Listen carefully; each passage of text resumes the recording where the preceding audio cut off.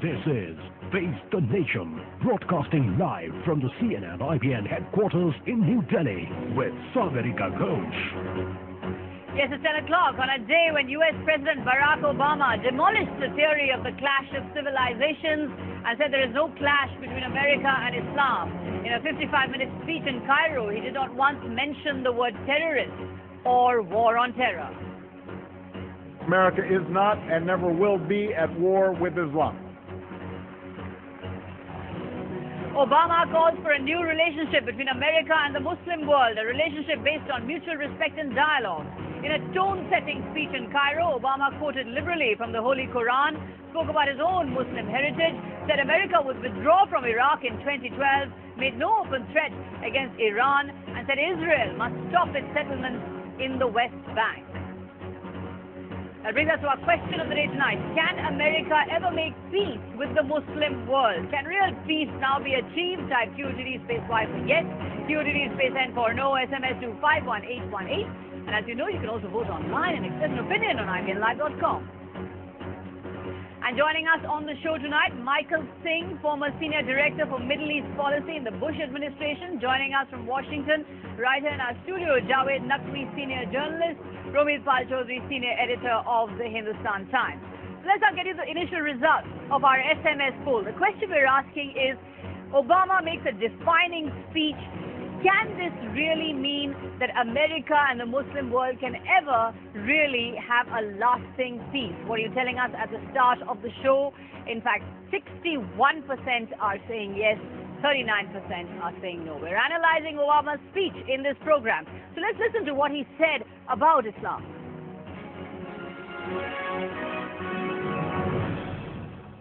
I've come here to Cairo to seek a new beginning between the United States and Muslims around the world. One based on mutual interest and mutual respect. And one based upon the truth that America and Islam are not exclusive and need not be in competition. Instead, they overlap and share common principles. Principles of justice and progress, tolerance, and the dignity of all human beings. I do so recognizing that change cannot happen overnight. I know there's been a lot of publicity about this speech, but no single speech can eradicate years of mistrust. There must be a sustained effort to listen to each other, to learn from each other, to respect one another, and to seek common ground. As the Holy Quran tells us, be conscious of God and speak always the truth.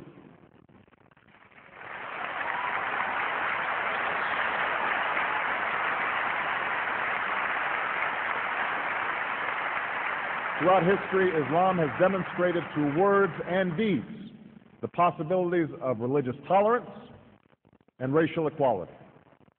I consider it part of my responsibility as President of the United States to fight against negative stereotypes of Islam wherever they appear.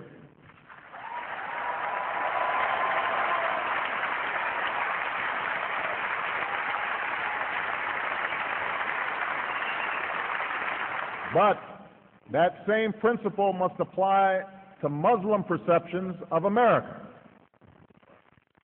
Just as Muslims do not fit a crude stereotype, America is not the crude stereotype of a self-interested empire. The Holy Quran teaches that whoever kills an innocent it is as if he has killed all mankind.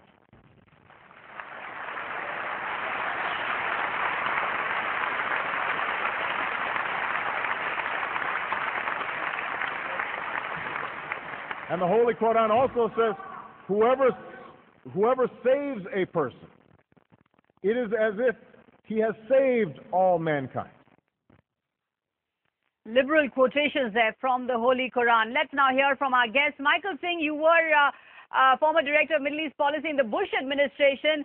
Do you accept that with this speech, Barack Obama has really set a completely different tone from the Bush administration, and he may have scored a public relations triumph? Well, I think it was a very important speech. You know, the fact that Obama went to the Middle East and tried to sort of set the tone for his administration in the Middle East was very important. I think that the tone will be welcome in the Middle East. It was laden with praise for the region and for Islam.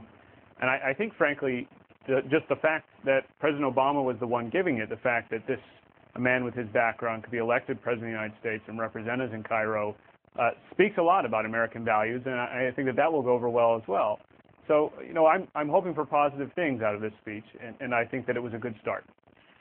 It was a good start, but Javed Naqvi, low on specificity, low on policy initiatives, much more the tone, the rhetoric, the emotion, as if to say, this is where I'm coming from, now come along with me. No us and them here, though.